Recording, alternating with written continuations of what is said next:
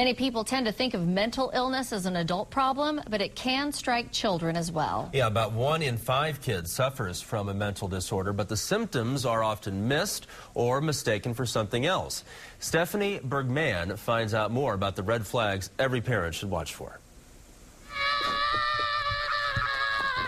The terrible twos took on new meaning for some parents whose toddler seemed out of control. He was the one that would go 4 or 5 days no sleep, absolutely none. His older brother and sister also prone to fits of rage. A lot worse than a normal child throwing a fit, and it would last for hours and hours and hours. The 8-year-old can go anywhere from punching holes into the wall, beating up her brothers and sisters. And nothing the parents did, from punishing the kids to rewarding them, seemed to help until they turned to this man. Dr. Mwenda Yasa is a psychiatrist. He diagnosed all 3 children with bipolar disorder, once thought to only affect adults. What we're finding now is that, mental illness can be sporadic. It can happen to anybody, in any of us. You don't have to have the genes for it.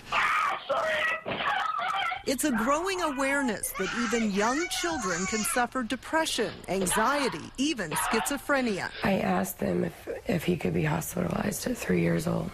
Melissa Henry has been dealing with her son's mental illness since he was a baby, while other children learn to crawl and explore. He wanted to throw things at people and he wanted to hit them.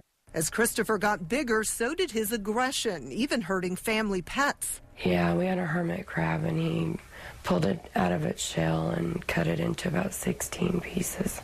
What she suspected was antisocial. Doctors and teachers often blamed on bad parenting.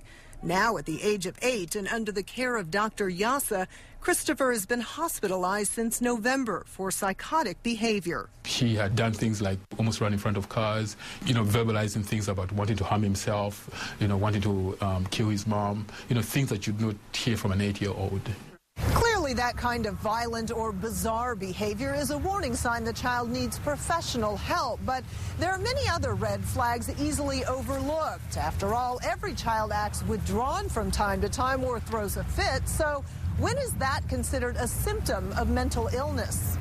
Experts say look for behavior that's unusually intense or frequent, inappropriate for a child's age, and affecting his schoolwork and friendships.